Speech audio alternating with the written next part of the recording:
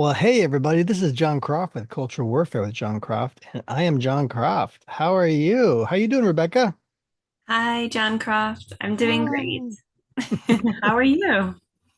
Doing good. We just went on a great little outing today, didn't we? Yeah, we had a nice family day. Our son's birthday. So That's it was great.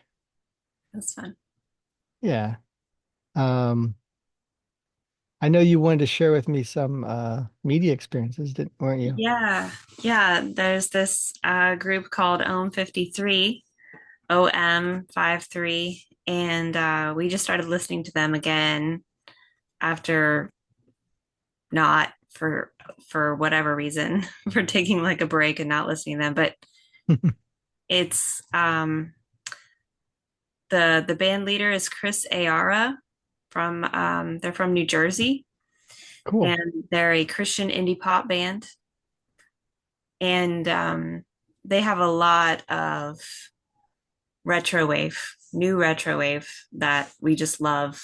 Yes. Wave, retro wave, really fun stuff, and um, very fun to listen to. Christian, and a lot of it is like mostly worship, I would say. Mm-hmm. Although not all of it. Sometimes it's just like, oh, being a Christian is hard. Yeah. but Hey, but those are important songs too. yeah, but it looks like they're releasing something new. Another song that's just come out called "Call Me Friend." So this is, I believe, this is the first thing they've done this year, and and it sounds really good. Um, Yeah. But just give people the where to find it. yeah, You said it was OM 53, right? OM dash 53. And what is there an album or is it just that song? I believe it's just the track. Um, And what's the title of it again? "Call Me Friend," Call Me Friend. or maybe it's "Call Me Friend." I don't know. Did they kind of drop off recently from doing more synthwave and then they started doing what, more indie stuff? It got like, I don't, it seemed like they were a little, it seemed like they were very synth, very retro, and then it seemed sort of like the band sort of broke apart a little bit. That's too bad. From what I've seen on Instagram, what I'm trying to sort of piece together. Yeah. And then but then Chris Ayaris continued to make music, and then it was like a little funky. hmm And now it sort of feels like it's going back to the retro wave style. So Now, when you said his last name, how do you spell that? yeah, so I'll just spell his whole name for you because it's Chris, but it's Chris without the H. Okay. And then Araya is Aray, sorry, Araya. Araya. Araya. Okay. What did I say? I don't remember. I think you said it two different ways before, Probably. but it looks like it's Araya. That's Araya. Yeah, I did say Yeah. that. Okay. That's it. Araya. Yeah. Chris Araya. Yep. Yeah. Yeah. Cool. I Yeah. recommend. What's sad is that sometimes bands will after they make some heat on the marketplace, then they start getting pressures on their band and then they start Yeah. breaking apart because of getting these new pressures. And it's a shame because the the Christian Christian music scene does not have a lot of synthwave at all No. because synthwave is very hip. I mean, it's very kind of like fun and popular. And so a lot of Christian music is not really into that. They don't really want to do something that's too hip. I think they consider it risky. It's like it's being in the risky in the marketplace, but it's not that risky, frankly. There's a ton of, especially in Europe, they love these bands, but there's plenty in Latin America as well. And these bands are very popular with younger people. Um, and I love it because I mean I grew up in the 80s, so anything retro wave or synth wave, I love. Obviously, the difference in retro and synth wave is that retro is more directly about um uh what's the term? Nostalgia. It's Yeah, directly about nostalgia. In right. other words, kind of like reinvigorating that same feeling you had if you were growing up in the 80s, or mimicking something so perfectly from that period that it's like a complete ripoff. Yeah, Um, which in a way there's nothing wrong with that because it's just such a great sound right. that the new wave style and back in the 80s had. And Hmm. so synthwave is more like original. It's more like its own original genre of today. That's kind of like borrowing elements from that period, but it's not completely trying to necessarily cause nostalgia necessarily, and it's not trying to necessarily rip anybody off. Not that that's always a bad thing in the arts. The arts is kind of like always people are always borrowing from someone anyway, so it's not really it's not really a bad thing necessarily. So I really enjoy that sound. I think it's a lot of fun. I mean, that's the stuff that was in like fun 80s films and Yeah, action movies and like yeah. it's great. And also like science fiction movies. Oh Um, yeah. it has like a very like to me the sound, it's the perfect sound for Christian music because it's hopeful, it's dreamy and calm, you know? So it's It just is. Yeah. it very much like It's puts also you about in achievement. perspective. It's about achievement because also, like you were saying, hopefulness and achievement go together very well. And it's always that sequence in an 80s film like Commando when he's getting all of his tools ready and he's getting his The knife and getting his montage, gun and doing, like a yeah, montage. It's the montage, right? That's you're getting ready for the battle. the montage. It's true, it's a bit of a masculine trope for these kind of 80s muscle-bound films. But it's just so fun. It's so fun to watch. It's so fun to think about. It's so fun to like pretend, Yeah, like maybe you're the hero. Um, and it's hopeful in that way, right? yeah. Um, I don't know. It's a great genre. I hope that more Christian musicians kind of like play in that little sandbox Hmm. and make original stuff, like don't think it's too risky to make synthwave at all or weird in some way because it's too hip for you or something. It's not. It's not too hip. Um, but yeah, we need more of that stuff. It's great stuff. Yeah, They're one of the few Christian synthwave bands I know about. yeah. Well, there's also Laity. Ladies, okay, yeah, yeah. I think of them as more indie. Yeah, But maybe there's a particular song or album you're thinking of that I don't know about. yeah. And Laity is pretty great band. It's spelled Laity, but we can talk about that another time. There's a lot to Yeah, say and about them. didn't you also say, sorry to interrupt you, but Yeah, didn't you also say that Jeremy Licata is yeah, coming back with another yeah. more music? It looks like Jeremy Licata has released something, but I haven't had time to listen to it or research it or see what's going on with that. Okay, we'll talk about that more next week. Yeah. But like you were worried, weren't you, that something was happening to him? Well, I just noticed that he was like selling his some of his music equipment on Facebook or something. That is concerning, you And know? like I don't know what's going Like on. don't give up, brother. Yeah, I don't know how like successful these indie artists are. Like, is this just like a labor of love, or are they, able to at least support, like if it's a hobby, like are they able to like at least support the music that they're making with, Yeah. I just don't even know. So I was like, I hope he doesn't go away. They could be the greatest musician ever, incredibly talented, but then people will just ignore them. And it does not make any sense to me. Hmm. And so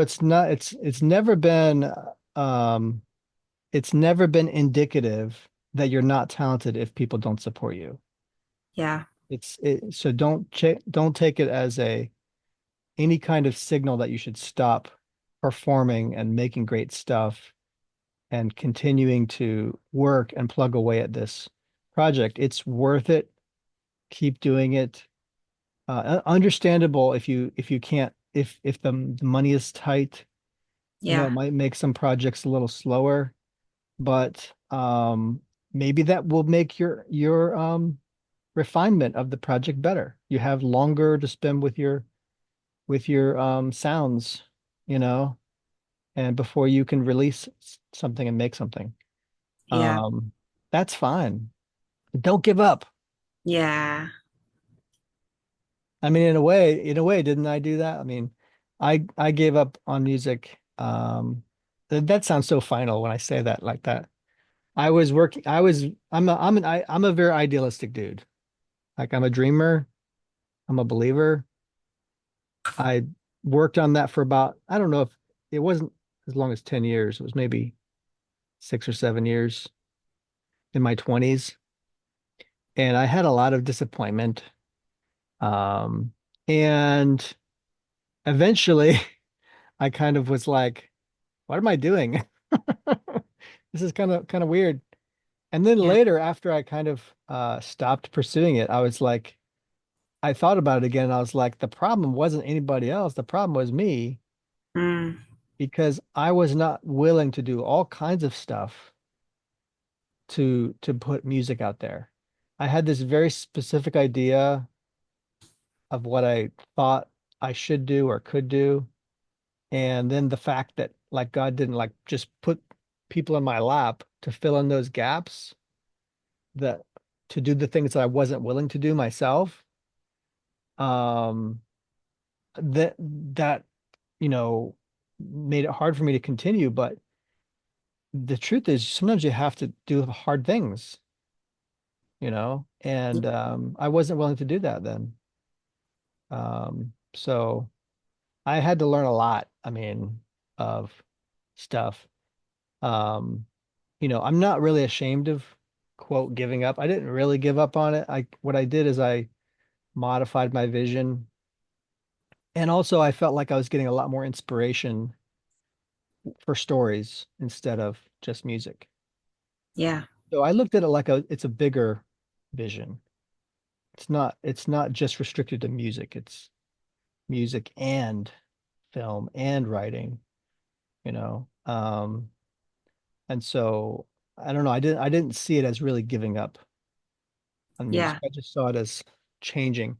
But nevertheless, right, um, I'm toying with the idea again, download Ableton and play with some sounds. I like liminal ambience right now. Hmm. And so and a little bit of synthwave. Yeah. So those kinds of things I like right now. And they could use some interesting stuff in those genres, interesting updates. But yeah, what like how I think about music now is as accompaniment to film. And and that every now and then you have a song that also you can play on the radio or whatever, kind of like in your trailer or in your in credits, like stuff like that. I really enjoy the perfect song for this story is great fun. Anyway, so there, we've got some stuff going on with music, but mostly we have stories right now with Angel Studios today, and also just kind of a generalized subject about supporting Christian and conservative art. And King of Kings is in theaters. So let's see if we can share some of the story here. First, let's look, instead of King of Kings, let's look at Mel Gibson's Resurrection of the Christ. He's got, Yeah. I he's got saw his, that. yeah, he's got his title, Resurrection of the Christ, which of course makes tons of sense. to shoot in Italy this summer. Man, that film was just heart-wrenching, wasn't it? The Passion of the Christ. Yeah, it's been a while since I've seen it. I would like to see it again. Yeah, we will need to see it again. Of course, get ready, get your tissue boxes out and all that stuff. Hmm. It ain't no rom-com, guys. It ain't no rom-com.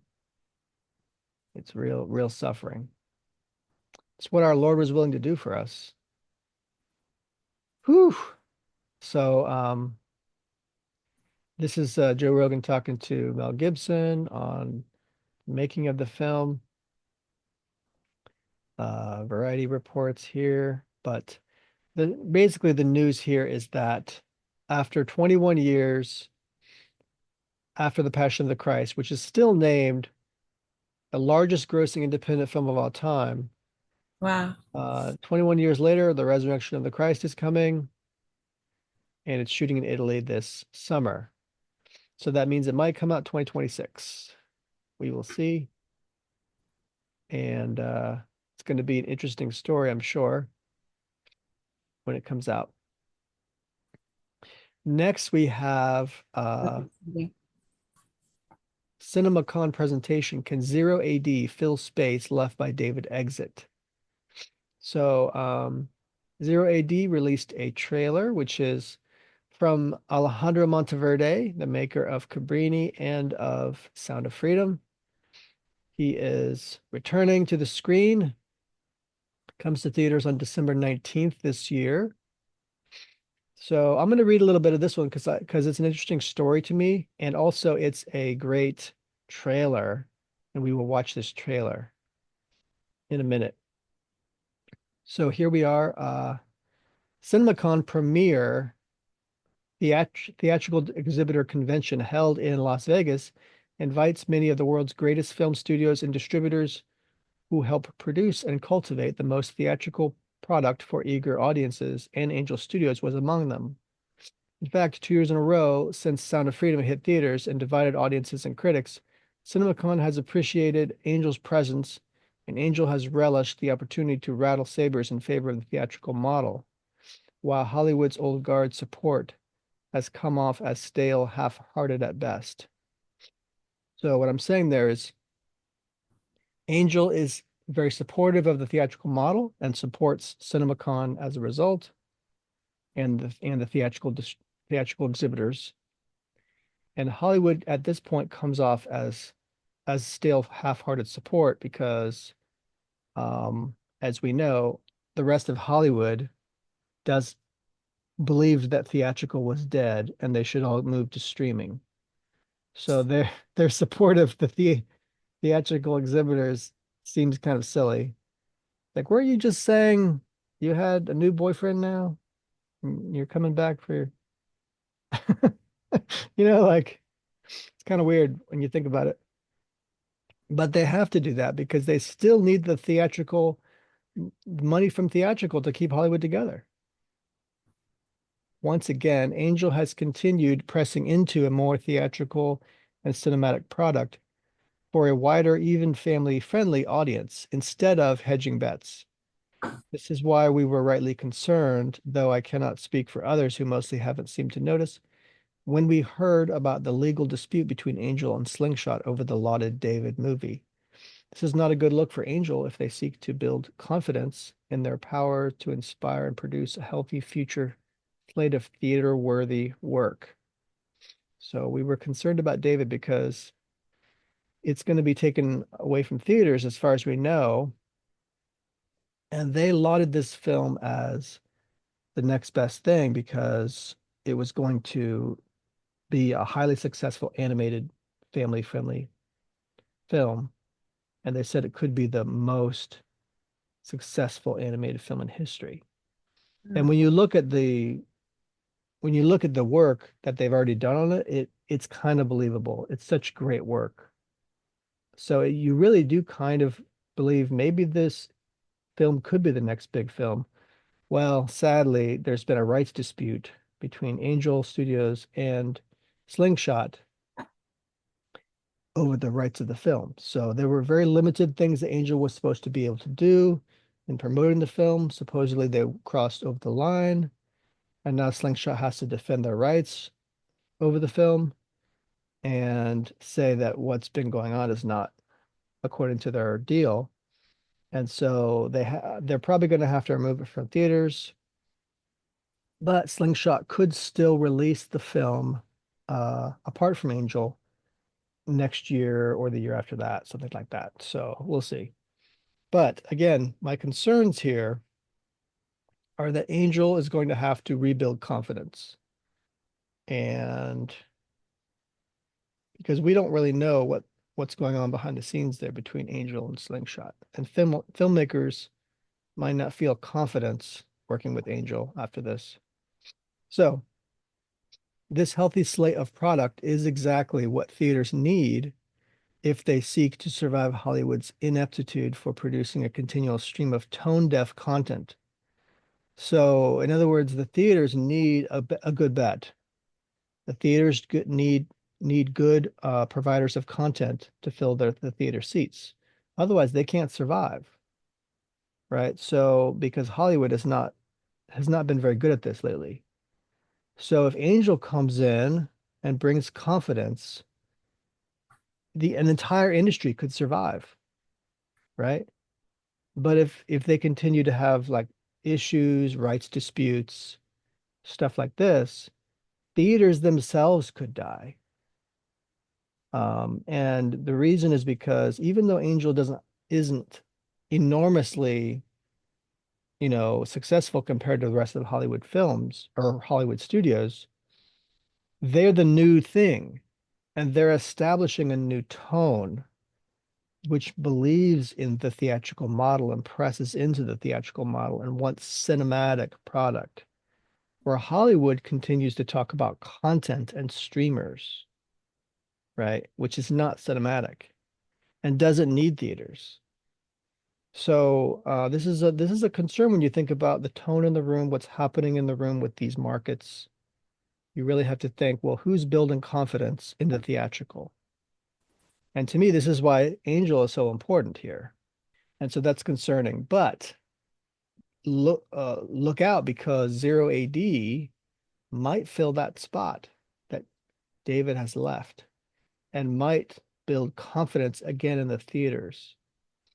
Cinema United put out this video, by the way, which tells us what Angel showed at CinemaCon. So Angel is trying to build confidence in the theatrical model at CinemaCon by what? Talking about the films they want to release in theaters in the next year, possibly the next 2 years, right? So CinemaCon is a convention for the theatrical exhibitors. And so, but what happens is the studios come there and show off their work to the theaters. And then the theaters, as well as the audience, if they want to tune in, can get happy for the upcoming year. And the theaters can be happy that this is cinematic product that audiences might really enjoy. There is a quick video here. We might as well watch this because I think a lot of people don't even know what CinemaCon is.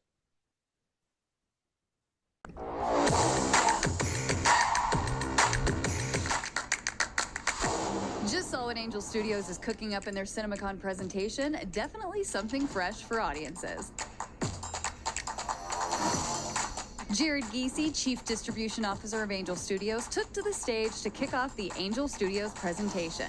Giese outlined how their next big project, The King of Kings, aimed to bring families across the world to the theaters. Giese showed us a sneak peek trailer of their 2025 lineup, featuring never-before-seen clips of The King of Kings, The Last Rodeo, Sketch, Truth and Treason, and Zero AD. Brandon Purdy, Executive Vice President, Head of Theatrical Distribution, came up on stage showing their diverse portfolio of films. He then introduced a CinemaCon First Look sneak peek trailer of Zero AD coming this Christmas season. From what we saw, it's definitely going to deliver the gritty and cinematic experience Purdy promises it will be. Next, Shelley Schultz, theatrical film sales manager, talked us through how cinematic Zero AD is going to be for audiences worldwide. Schultz then walked us through their upcoming lineup, starting with Sketch, starring Tony Hale and Darcy Carden, an all-new original story that blends genres like comedy, fantasy, mystery, and even a little bit of horror. Tim Rollins, director of theatrical operations, closed out the presentation by revealing more about their 2026 lineup, which included Fablehaven, Young Washington, A Founder's Story, and Fellowship, Tolkien and Lewis. To see more on these titles and get a first look at even more from CinemaCon, buy your ticket now to Sneak Peek Showcase, exclusively in theaters on April 22nd and 24th. Tickets are now on sale. Sneak Peek Showcase. That's funny because I had never heard about CinemaCon doing this before. That's basically, it looks like a version of what CinemaCon is, except for audiences in theaters. And it's like you just give them a few bucks. It's not like watching a whole movie or entertainment, right? It's like watching, I don't know if it's like watching a board presentation, but it's like supposedly like what she just showed us, right? It's like supposed to be, I don't know if it's like an hour of glitz and glamour at CinemaCon, or if it's like kind of like a what would you call it, honey? Like a reel, um Yeah, it looked like a sizzle reel, oh, a right? sizzle reel. Okay. That's what it makes me think of. It's like an hour of a sizzle reel for each studio, you know. Maybe it's partial trailers or complete trailers. I don't know. Yeah. Um, Yeah, but it looked like a night of trailers is what it yeah, looked like to me. yeah. Here's our advertising. You get to pay to watch advertising. Yeah. Which I don't know, trailers are good. Trailers can be fun, so who knows? But here's the thing. I went on CinemaCon's site to see this so-called sneak peek showcase. They have an article, and guess what? We just watched Angel Studios presentation recap. They just mentioned the sneak peek showcase, and they don't even include Angel in that showcase. Oh, Isn't that funny? I literally even complained on their X. I was like, "You guys say you don't do this, and then you put the thing on the end of your Angel presentation recap. This is not a fair presentation." yeah. Well, I can just read it here. Actually, it says, "By the way, we do not see the relevance for Cinema United, CinemaCon's managing nonprofit, to include their tail end promo to buy tickets to their sneak peek showcase happening on April 22nd and 24th. The article that they published about the event on their site doesn't include Angel Studios as a participant in this sneak peek. Instead, they list participating studios include Sony, Lionsgate, Warner Brothers, Universal, Focus Features, Amazon MGM, Paramount, and Disney." That's a quote. This includes the five majors and the top three mini majors. So you can see that even though much news and social cachet is made of the upstart operations like Angel Studios, they literally produced a video for Angel. Uh, Maybe even the Daily Wires and the Wonder Project, maybe in the future. Each of these studios distributors, even combined, cannot even sum up to 1% of this industry's marketplace. Such is a stark reminder of the waning relevance of conservative values in our culture. So the Angel Studios is out here, the Daily Wires is, if they exist, and the Wonder Projects do not even combined sum up to 1% of this industry's marketplace. So 99.5678% of all of our entertainment is not conservative or Christian. So we are in a little bubble here. This is a little bubble, guys.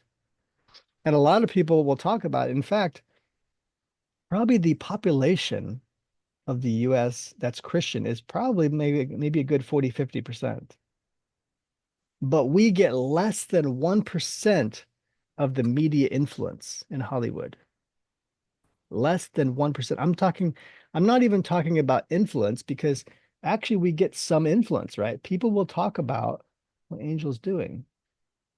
But should they? Financially speaking, it's less than 1%. So this has got to be a stark reminder to everyone, hopefully, that when you look at the numbers, when you look at the money, they rightly speaking, they should not even have to produce a video here because we don't even represent 1% of what's happening in Hollywood. It's kind of sad. I mean, these mini majors, I said it includes the top 3 mini majors. That's Lionsgate, Focus Features, Amazon MGM.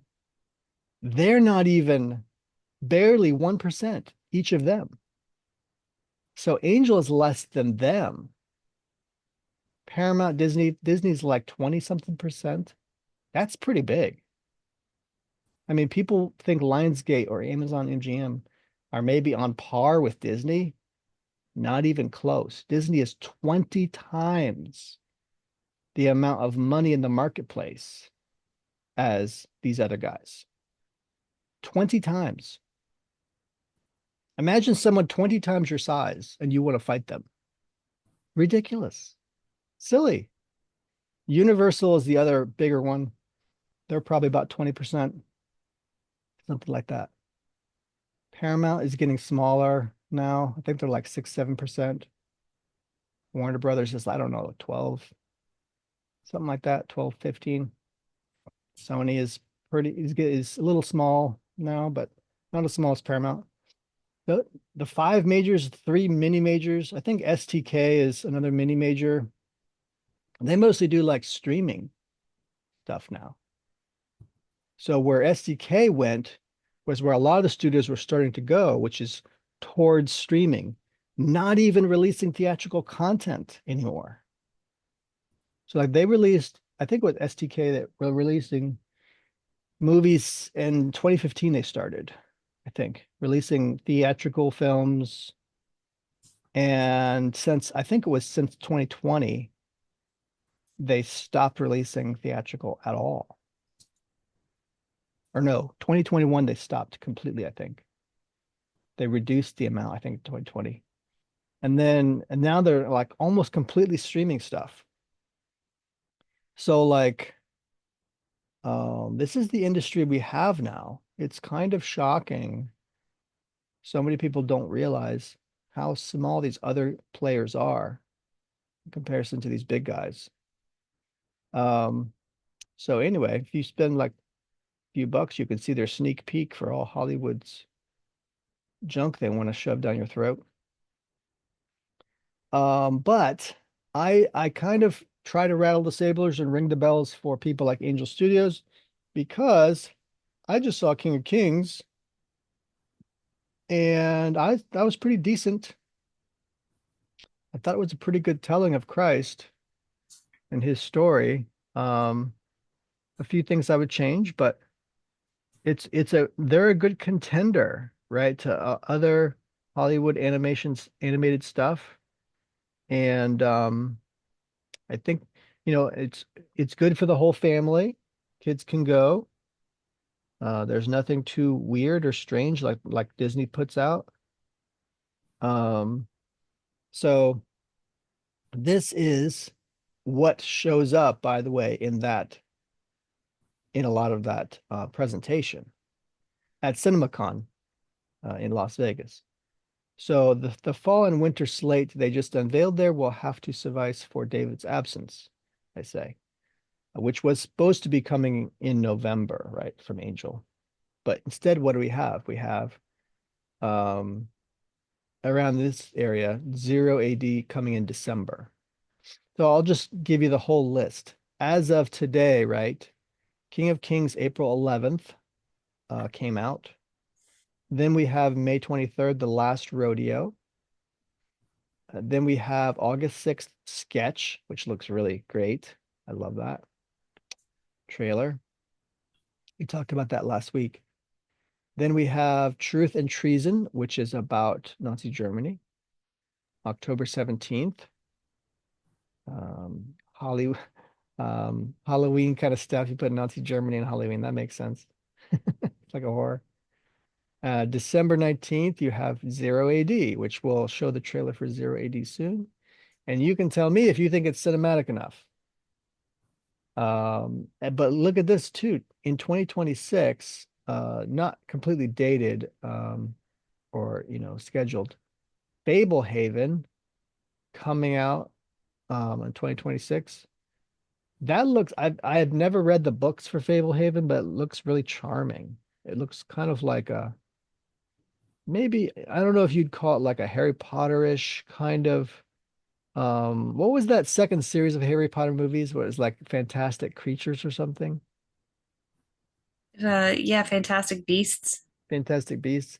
Fablehaven, the synopsis for that seems very similar to that. So I plan to do an article on that soon and talk about Fablehaven. But I have not read the books, so we'll have to do research on that. But that looks fun. That looks like it could be a franchise for Angel Studios, which they've never really had a franchise. If they get Sound of Freedom Part Two, maybe they'll have a franchise going. But again, they had some rights issues as well with Sound of Freedom. So Angel is not immune to these lawsuits, looks like. But after Fablehaven, or possibly after, Young Washington, a founder story, is coming July 4th. Obviously, July 4th, a very appropriate time for a President Washington story. First president in our history of the United States. That could be good. That sounds like it could be good. I think there's some cool people involved in that project as well. Then there's Fellowship, Tolkien, and Lewis. And of course, we love our stories about Tolkien and Lewis. We have to keep beating the gongs and drums about those guys because so much of the Christian community still does not understand how Christian fiction works, how it should work, and how we need to make more stuff, more mythopoeia, the way Tolkien and Lewis tells us we should be doing. And still, people still don't research this stuff and know about it. So we just have to keep putting out Tolkien and Lewis movies until people get it and start making their own mythopoeia. And until we start making our own mythopoeia again, we're going to have to hear more and more and more about Tolkien and Lewis. So this is like a lesson that God is telling us. Guys, if you're not listening, you're going to have to keep getting this lesson over and over. Tolkien and Lewis were brilliant. If you want to make brilliant Christian fiction, look at their example. So that's our list of 8 films. That's 5 more films coming from Angel this remaining year, and 3 already slated for 2026. There will be more next year, I assure you. In fact, I bet you they are working up to 6. I think they're working up to 6 or more films per year to release in theaters. So that's quite impressive for a studio as new and as small compared to the rest of Hollywood. So it's quite impressive. So while many majors such as STX, I think I mentioned this, many majors such as STX have reverted almost exclusively to streaming content, and others such as Amazon MGM, studios seem to mostly play it safe there as well in streaming. Obviously, we know Amazon is going to play it well, play it safe in streaming because that is a streaming service.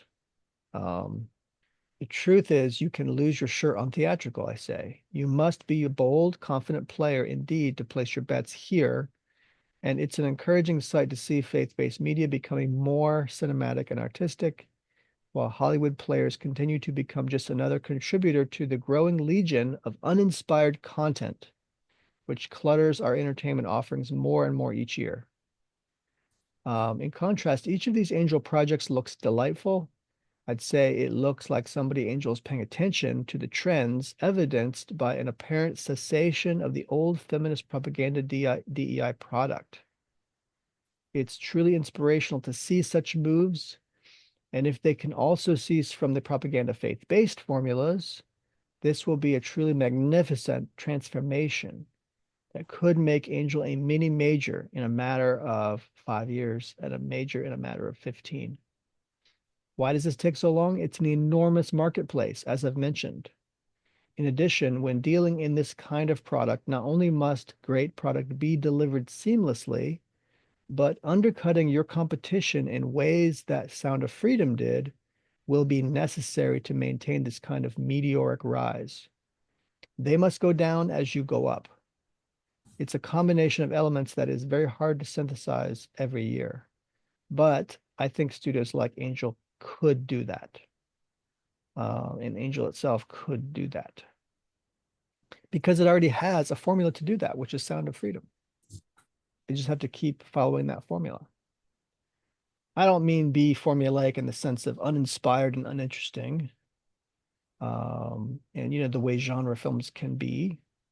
But I mean, follow the good parts of that formula, which is make films for men that solve a problem in our world that exists now, not some kind of past make-believe problem like feminism tries to solve, but some current issue now. And that is Sound of Freedom. It discusses with unvarnished accuracy human trafficking. And so this is an issue we have today and now. It's not some kind of issue that Hollywood likes to beat on for 20 years or 50 years or 100 years. It's, for your sympathies and kind of like play on your sympathies and be propagandistic in that way. No, this is an issue we currently have that people are suffering through now.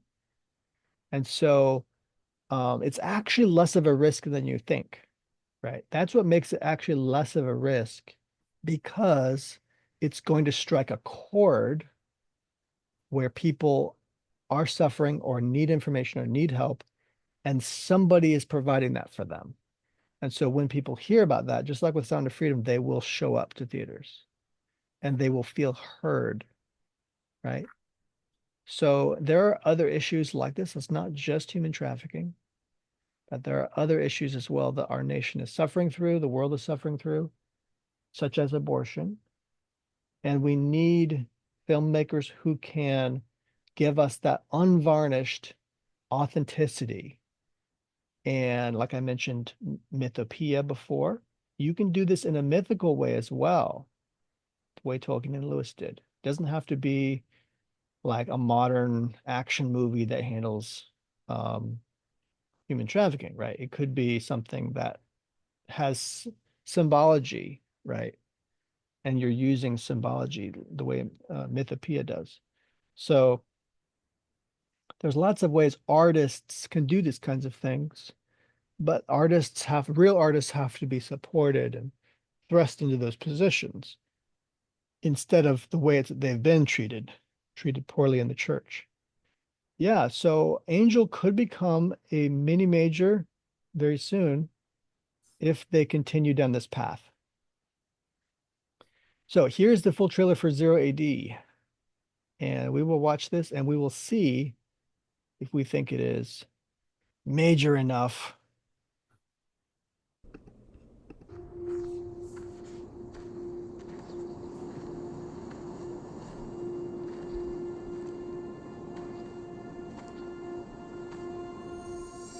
Do you know what is written?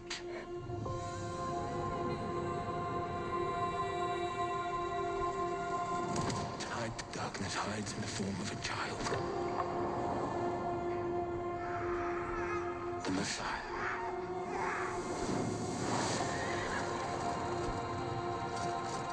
Snuff out the darkness, and the light of honor will shine.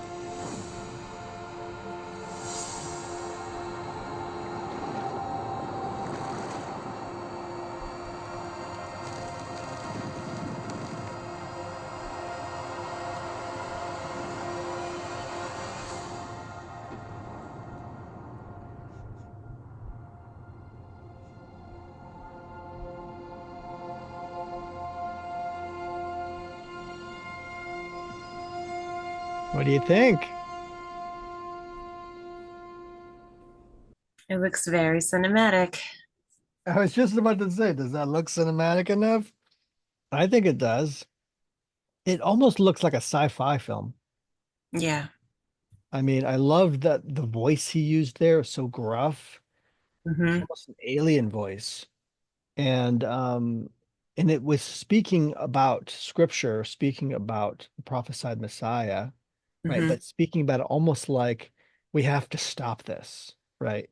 Hmm. And so I thought that was just brilliant the way they put that together.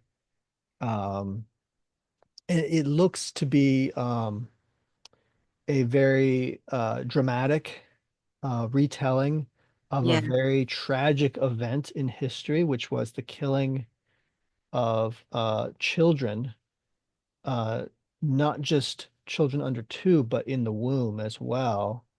Hmm. A very tragic event that occurred when Herod discovered that there was the Messiah coming, uh, and that there was the star in the sky foretelling his birth in Hmm. Bethlehem, and that the three wise men kind of gave it away that this was occurring because these were wise men that, as far as I know, the history of this, these were wise men that were the result of the exile when there was the divided kingdom, and then many of the Israelites were taken to the east, and specifically Persia. They learned the ways of the Jews. They learned the ways of reading the stars as signs of things. They Because they weren't just like, let's say, astrologers or what have you. They were people who worshiped God, right? So why else were they there? So it isn't that they were just knowledgeable, right? Knowledge doesn't make you desire to bow to the Messiah. That's Gnosticism is not worship of God. It's the worship of knowledge, right? Worship of self ultimately. And so so these were not Gnostics. No. These were people who try, worshiped God, and but they lived where? In the East. And so these wise men who lived in the East were the result, so I hear, of the Jewish people having been exiled to Persia, and then these were kind of like remnants of those people who lived in the East. And so when they show up in Israel, and let Herod know, he's like, "Oh, thanks for letting me know. Uh, tell me what's going on here. Why is there some other king who might be born to take my throne?" Right? And so the way power works, people will do almost anything to keep that power once they have it. Hmm. It's like Tolkien's Lord of the Rings, right? The power blinds you, darkens you, and turns you into somebody that would do evil things. So you can keep that influence, fame, power, and money, and all those things that make you feel happy, make you feel uh, worthwhile. And so people will do terrible things, ironically, making you less worthy to be a king. So this is just how power works. So often the people who are in power are the least worthy people to be in power for that reason. So this is the story of that kind of evil power that, like Lord of the Rings, dark forces will try to snuff out the good before they get to do the things that they seek to do, before God um, puts the mission of the end of the devil's reign here on notice, and Christ comes to rule in his new kingdom. So, so obviously they didn't stop Christ. they immediately left Bethlehem after giving birth, almost immediately, and went to Egypt and survived there. I don't remember how long it was that he was in Egypt, but obviously it says he was teaching in the temple at 12, which means they had to come back before then. So he couldn't have spent all of his childhood in Egypt. But this could be a very dark but incredibly cinematic story about how dark Israel was at that time and how, in order to protect Christ from being murdered, they had to go on their flight away from Bethlehem. So, quite impressive trailer. Kind of like Sketch, right? Sketch, I don't mean it's a similar kind of story to Sketch, but similarly impressive, Yeah. right? And for Angel to do something like this, that's a lot more Hollywood quality. Yeah. I'm really impressed. I'm really glad that they are supporting and distributing work that's this impressive artistically. So I'm really encouraged by that. So even though they lost David, I'm very happy that they've gained projects like Zero AD and like Sketch. I Yeah. think if they keep down this path and then they also refrain from these legal disputes in the future, they're winning then. Yeah. And I'm happy for them. So speaking of that, I saw King of Kings. Yeah. How was it? It was good. I think we should see it with the kids, actually. Great. As you know, I tend to watch stuff before we show it to the kids. And so, mission accomplished. I think it's a good project to show the kids. And it's charming. As you know, I'm not like, I'm, I'm very careful about certain issues I see in culture right now, in art, in music and film. And the trailer kind of started giving me hints that maybe it was going to be a tiny bit feminist, because the wife of Charles Dickens is like, "You're going to tell him this story," and she starts getting catty in the trailer. At least it looked that way. Like I was like, "Oh, is this teaching the proper relationship for husbands and wives to kids or not? Like, is it showing her as the one that wears the pants?" Right? Which is very unhealthy for kids to feel that way. It makes girls feel that they have to do that when they get older. It makes boys feel kind of like kind of a gut punch for boys, like, oh. And so but it wasn't too bad. I was I was pretty pleasantly surprised. The animation wasn't perfect. So technically speaking now, the animation was not perfect, but it was definitely worthy. So it's not like, you know, just because it comes from South Korea does not make it Studio Ghibli quality, but it was pretty good. And MoFax Studios, I don't remember what MoFax stands for, but they have a future, let me tell you. So and obviously they're a Christian studio. So hopefully more great animation will come from them in the future and they'll be able to have even greater success. I hope the best success for them Yeah. with this project. And I think that they're going to have it. I Awesome. mean, they're getting projections now for this film that it's going to be quite impressive.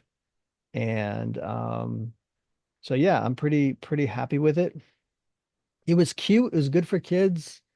There were a few, well, I guess what you would call tone deaf moments or moments where you're like not sure what they're saying exactly. Um, What's but I think for the most part it was pretty clear.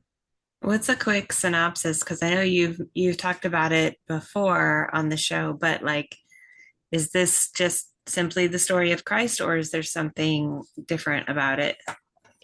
That's a great question because it is different. It's not a simple telling of Christ. What it is in the life of Charles Dickens, the great English writer, he, in his actual life, would tell the story of Christ to his family at every Christmas. And he wrote a book, I believe it's called The Life of Our Lord or something like that. I should have had more information on that, but I believe it's called The Life of Our Lord. It's a book that he wrote, which was this telling of the story of Christ to his family. So he basically just eventually wrote it down. But this is like a narrated campfire story of Christ to his family. So it's got like the best hits, the greatest hits of what Christ did, essentially. And it's giving a call to action also that we listen and we learn what a true king is, and that we learn how to become part of the kingdom of Christ, kingdom of God, and try to be obedient and good servants in his kingdom. So, I mean, it's brilliant in that way. So, and there are, in a way, it's kind of like you know how you have like the old Christian, like the Flying House, and these old kind of time travel stories, and let's go back in history when in Israel, when we're just gonna watch, like observe what they're doing. Similarly to the Flying House, Yeah. they actually do show up there, right? Okay. It's like they're interacting with people in the story, but then they're not. So it's like it basically it's a very vivid Hmm. telling to where they feel like they're there and interacting with everybody. And that's But sort of but I like, don't think that the story is that they actually are.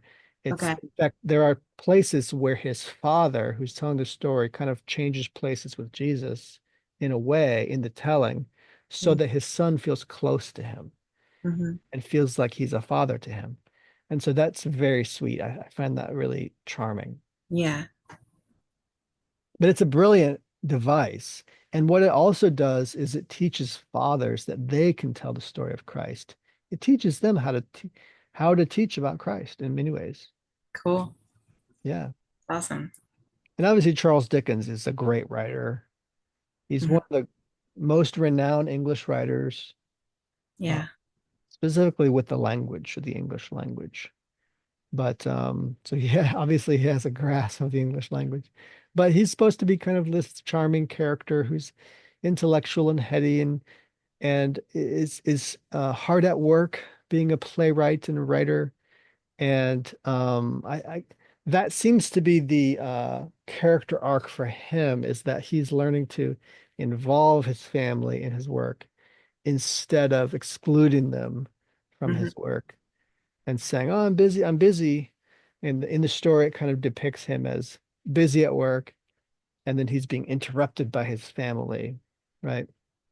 And so the lesson for Charles Dickens is include your family in your storytelling, in your work. Yeah.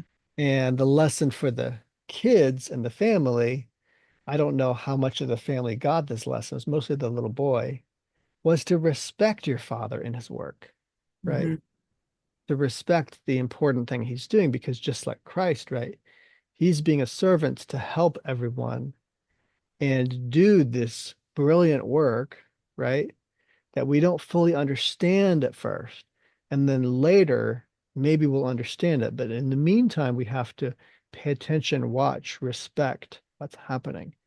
That lesson didn't come as clear, because I think that was mostly about Christ. But I think that that was an important lesson to share in the story.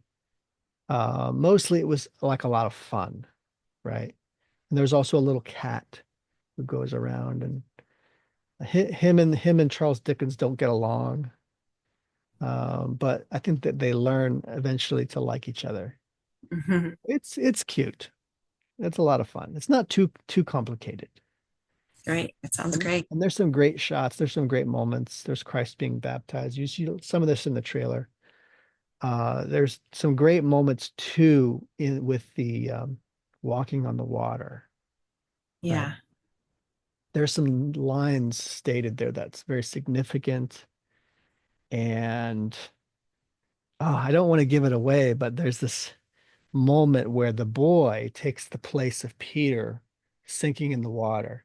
And there's a great lesson given at that moment. Yeah. So if you're going to watch it, look out for that moment. Sounds good. The lesson is coming. It's beautiful. It's beautiful. So I was very impressed with that. But yeah, and I can't wait for the resurrection of the Christ to And come yes. next year. But yeah, so any thoughts on these projects, Rebecca? I noticed the other day on MediaMoses.com the article about the resurrection of the Christ, and I got really excited about it. So I'm glad you shared that. That looks really cool. I'm glad you noticed it. Yeah. And King of Kings sounds great. It sounds a little similar in the sense of like a Christmas Carol, where Yes. the characters being taken through different scenes that happened in the past. So that's interesting. In fact, they open up this movie with uh, Charles Dickens acting out A Christmas Carol in the very beginning, and then it gets interrupted. Yeah, It's kind of charming in that way. that's You're cute. reminded of who he is, right? Because Yeah, of that. You're like, oh yeah, Charles Dickens is the guy who did A Christmas Carol.